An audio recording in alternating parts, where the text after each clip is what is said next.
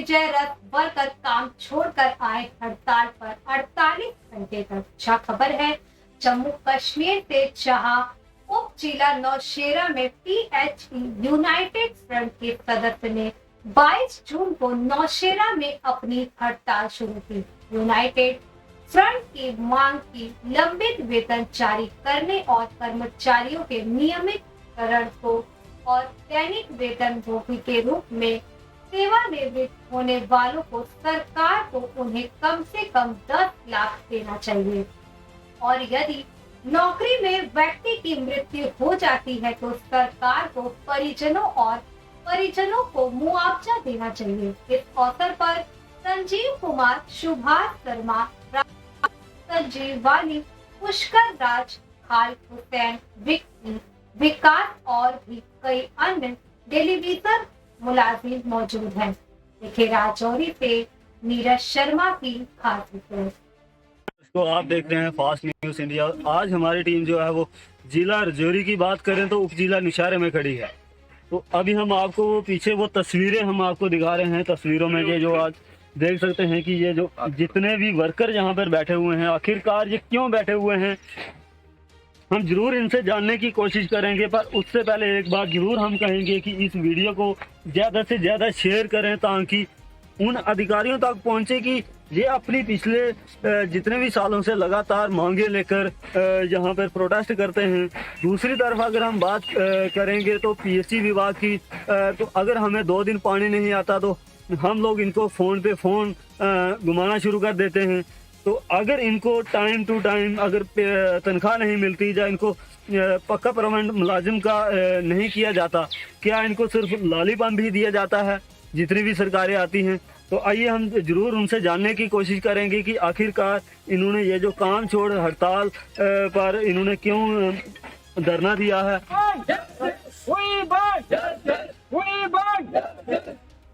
Regularisation policy लागू करो, regularisation policy लागू करो,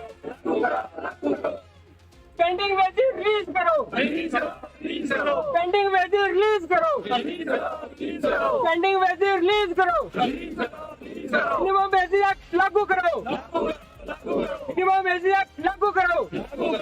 वर्कर यूटी जिंदाबाद, वर्कर यूटी जिंदाबाद।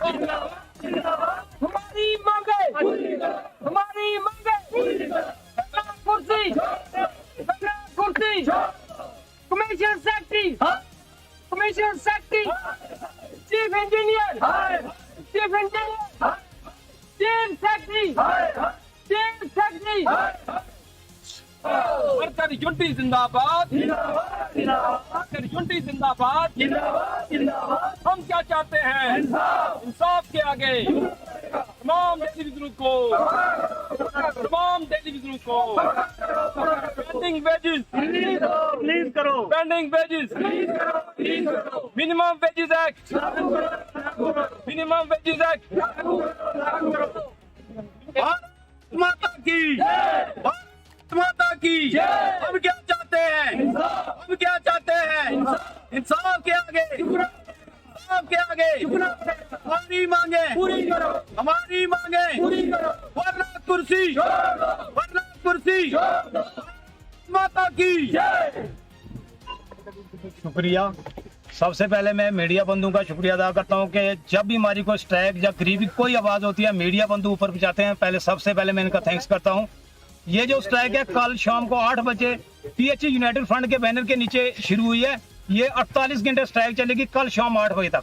हमारे 3 ही मसले हैं, minimum wages act, regular policy और पेंडिंग बेसिक। 3 मसले अगर गवर्नमेंट हमारे इस 48 घंटे में पूरे करती है तो हम इनका वेलकम करेंगे। अगर नहीं होती तो हमारी स्ट्राइक और भी लंबी होगी और आने वाली जो स्ट्राइक होगी 48 घंटे के बाद तो बहुत बड़ी उम्र होगी, क्योंकि इसकी जिम्मेवारी पूरी LG सरकार की होगी और इस डिपार्टमेंट की होगी। क्योंकि हमें 25-25 साल हो गए यहाँ इस डिपार्टमेंट में धक्के खाते हुए, क्योंकि हमारी जो तनख्वाह 9,000 है, 9,000 में एक अफसर का कुत्ता बिस्कुट खा जाता महीने का।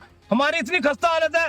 कई हमारे वर्कर ऐसे हैं जो सुसाइड कर चुके हैं अभी तक, कई के बच्चे जवान हैं, हमारे घर की रोजी रोटी नहीं चल रही। इसलिए ये जो लड़ाई हमारी है ये वर्करों के लिए नहीं, हमारे अपने के लिए नहीं, हमारे बच्चों के लिए। इसलिए मैं आपके चैनल के माध्यम से सब वर्करों से ये रिक्वेस्ट करता हूँ कि टोटली काम छोड़ के कोई काम नहीं करना डिपार्टमेंट का। हमने डेली विजिटरों ने टोटली काम छोड़ के स्ट्राइक पे आए, इस स्ट्राइक को सफल बनाए कि आने वाला हमारा कुछ भी विषय बने। नहीं तो हमारी ये हालत रही तो इस डिपार्टमेंट और ऑफिसरों ने हमें ऐसे ही पॉलिसी के मुताबिक चलना है और हमारा बेड़ा गर्क करना है। इसलिए मैं सबसे रिक्वेस्ट करता हूँ, अगर स्ट्राइक करनी है तो सारे खुल के सामने हो के। अभी कोई यूनियन और नाम नहीं है, क्योंकि पीएचई यूनाइटेड फ्रंट ही लड़ाई लड़ रहा है पीएचई की, और कोई मैंने यूनियन लड़ाई लड़नी नहीं देखी। इसलिए मैं सबसे ये रिक्वेस्ट करता हूँ कि ये लड़ाई हमारी 48 घंटे चलेगी, उसके बाद अगर कॉल स्टैंड होती है आगे की गाल हम मीडिया बंधु को बता देंगे।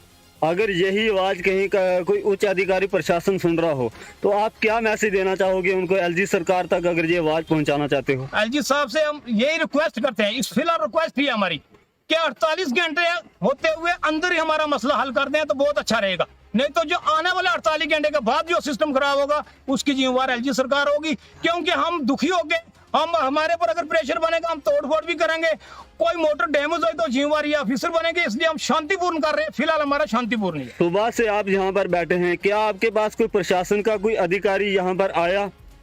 ये तो आप सुबह की बात करते हो, मैं कहता हूँ 25 साल से कोई प्रशासन का अधिकार हमारी बात सुनने नहीं आया, क्योंकि अगर सुनते हैं तो हमारा मसला हल हो जाता।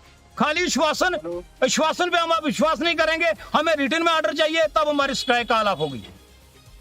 खालिक Mirza United Front member Nowshera, बड़े दुख से कहना पड़ता है कि हमें पिछले 25 साल हो गए हैं पीएचई विभाग में काम करते हुए, लेकिन हम जिस खस्ता हाली में आज गुजर रहे हैं ऐसी खस्ता हाली कभी नहीं हुई। हमें बड़ी उम्मीद थी जब सेंट्रल गवर्नमेंट ने जम्मू कश्मीर को स्टेट को तोड़ के यूटी बनाया तो हमें बड़ी उम्मीद थी कि यूटी बनते ही हमारे हालात अच्छे हो जाएंगे, हमें रेगुलाइजेशन पॉलिसी मिलेगी। लेकिन अफसोस से कहना पड़ता है कि हम स्टेट में फिर अच्छे थे, हमें सैलरी मिलती थी, लेकिन अब जो यूटी की हालत ये है कि हमें सैलरी से भी महरूम रहना पड़ता है, और यहाँ तक रेगुलाइजेशन पॉलिसी है उसका कोई अता पता नहीं, पेंडिंग वेजेस का अता पता नहीं। हमने पीछे जो हमारी स्ट्राइक हुई है 28 तारीख को, उसमें हमने 24 घंटे की टोकन स्ट्राइक की थी। उसमें हमने सरकार को वाज़ेह तौर पे एक मैसेज दिया था कि अगर हमारी स्ट्राइक अगर हमारी डिमांड नहीं मानी गई तो हम 48 घंटे की जो है स्ट्राइक अपने 22 तारीख से शुरू करेंगे।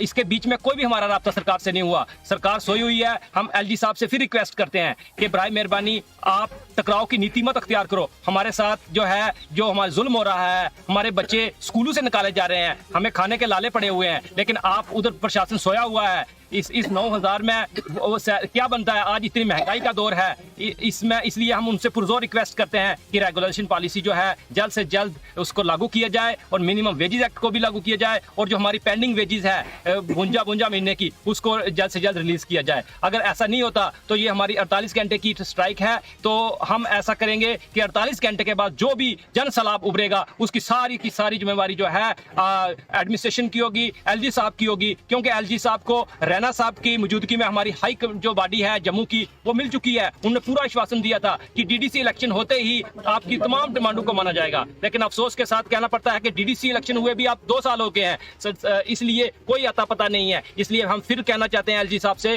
कि आपने जो वादा किया था हमारे साथ उसको पूरा करें, नहीं तो ये टकराव की नीति अगर आप करेंगे फिर सारा इसका जो इल्जाम है आप पे होगा। इसलिए हम पुरजोर रिक्वेस्ट करते हैं एलजी साहब से कि हमारी जल्द से जल्द डिमांडें मानी जाए, नहीं तो वरना फिर सारी की सारी जो जिम्मेवारी है वो एलजी प्रशासन की होगी। मेरा नाम बलवंत राज है, मैं भी यूनियन का एक मेंबर हूँ। तो जैसे जैसे ये बाकी वाले मेरे साथियों ने जो कहा है, मैं उस बात को दोबारा तो नहीं दोहराऊंगा कि इनकी जो परमानेंट पॉलिसी है या पे की पॉलिसी है या जो भी इनके बाकी जो 50 महीने की जो इनकी सैलरी बाकी है उसके लिए जो डिमांड कर रहे हैं, बिल्कुल ये जायज़ डिमांडें हैं।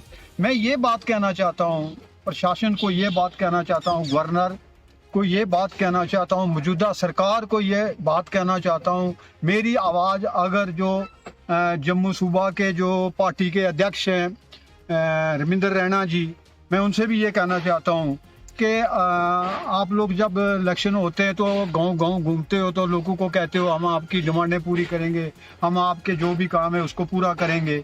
तो मैं ये कहना चाहता हूँ कि ये जो ये कहा जाता है ये सब एक मन गढ़ंत बातें हैं जो कहते हैं लोग कि ये जमहूरियत है, लोकतंत्र है, लोकतंत्र के अंदर आदमी को राइट मिलता है, लोकतंत्र के तहत आदमी के अधिकार हैं जो उसे मिलते हैं। ये सब मन गढ़ंत बातें हैं, ये सब बातें ही बातें हैं, कुछ होने वाला नहीं है और कुछ हो नहीं रहा है।